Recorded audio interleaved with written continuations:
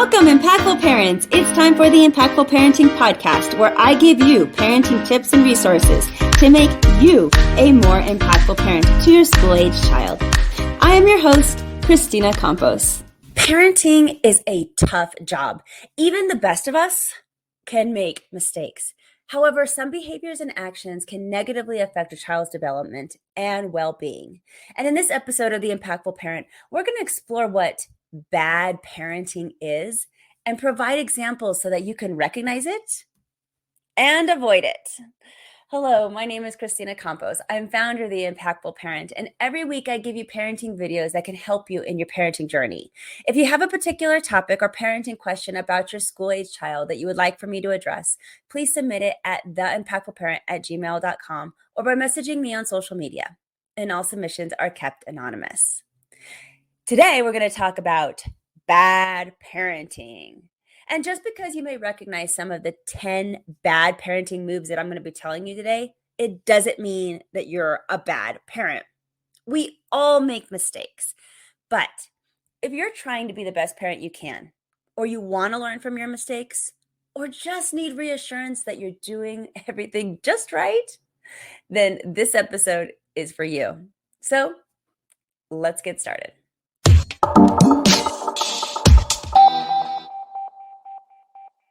Bad parenting number 1, scolding your child with an audience. Scolding a child in front of an audience can be a bad choice for several reasons. According to Psychology Today, shaming and humiliating children is emotionally abusive and can negatively affect a child's mental health and self-esteem. In fact, research has shown that scolding can make a child feel fearful, defiant, or even aggressive. Bad parenting number 2, reprimanding a child harshly even if they spoke the truth. Now I get it. Maybe your child did something without asking and is only telling you the truth because they got caught. But reprimanding a child when they told the truth teaches a child that honesty, it's not valued or appreciated, which can lead to future lying. This is where you must find a way to hold your child accountable for their actions without holding that offense against them. Suppose you reprimand a child and don't give them some sort of resolution for being truthful. In that case, you can create a cycle of dishonesty and mistrust. And instead, focus on teaching your child the importance of honesty and how being honest can make things easier and better for them.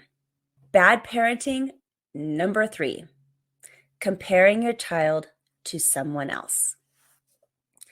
Comparing children to others can negatively impact a child's self-esteem. It can cause feelings of insecurity and breed unhealthy competition among siblings or even peers.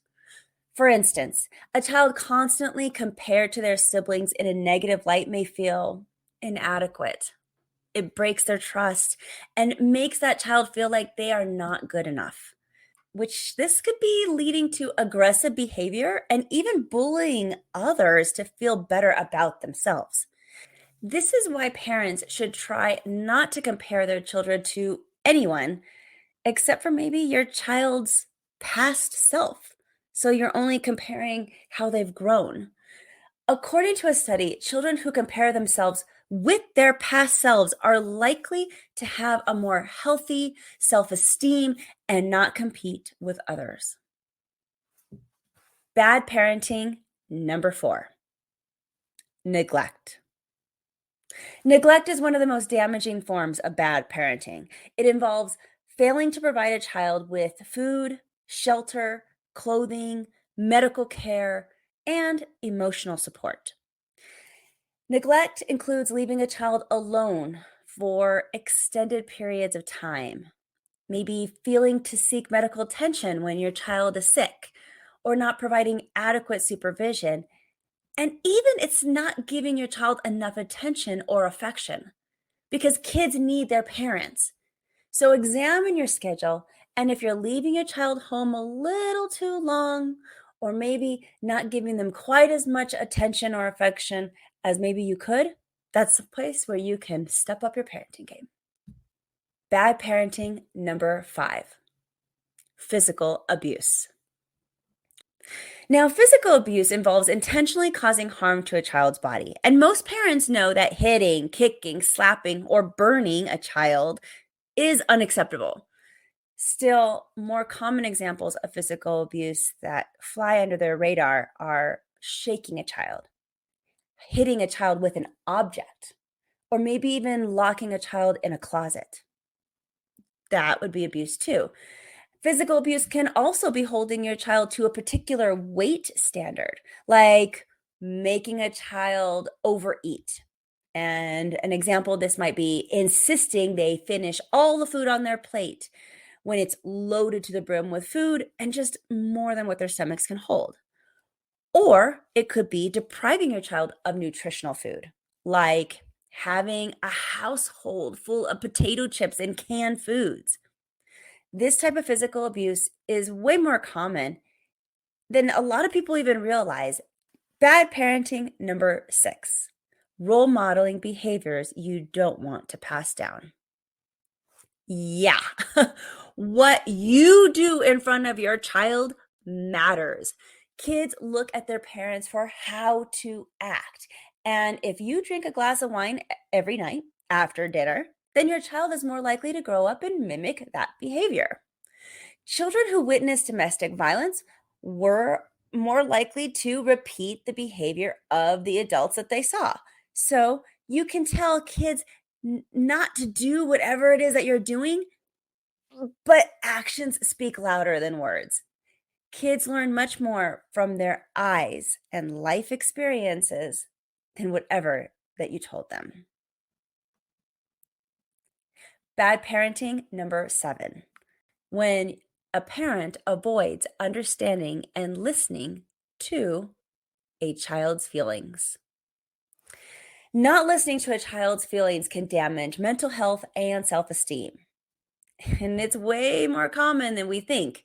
So if you catch yourself saying things like, "Don't worry about it, you're making a big deal out of nothing," or "Stop crying," or "There's nothing here to cry about," then consider how you are devaluing and belittling your child's emotions. This can result in the child feeling like their feelings are unimportant, and that leads to long lasting effects on their emotional well being. Bad parenting number 8, emotional abuse. Emotional abuse involves harming a child's self esteem. It could take many forms. It could be belittling, it could be insulting, threatening, or even isolating a child. Emotional abuse can have long lasting effects on a child's mental health and the ability to form healthy relationships in the future. Examples of emotional abuse include constantly criticizing a child, or withholding affection, or blaming a child for problems in the family. Many parents that are emotional abusers don't even do this intentionally. So, usually these parents, they were also parented with emotional abuse growing up, and they didn't even realize that they're passing down the same behaviors to their children. So watch that you don't always have a criticizing tone in your voice, or or you're constantly correcting your child, making them feel like they can't do anything right. Bad parenting number 9, inconsistent discipline. Inconsistent discipline can confuse a child and make them feel insecure. It can involve punishing a child for one behavior one day and then ignoring it the next. It can be implementing rules one day, but ignore that same rule later. This makes it difficult for a child to understand the consequences of their actions. They're always playing a guessing game of whether or not they can get caught. And also creates feelings of instability and anxiety. It even teaches kids to be manipulative. So stay consistent with your discipline, with all your rules and your expectations. Bad parenting number 10, overprotection. Overprotection can limit a child's ability to develop independence and self-reliance. It can involve shielding a child from any potential harm or failure, which can prevent them from learning important life skills and coping mechanisms.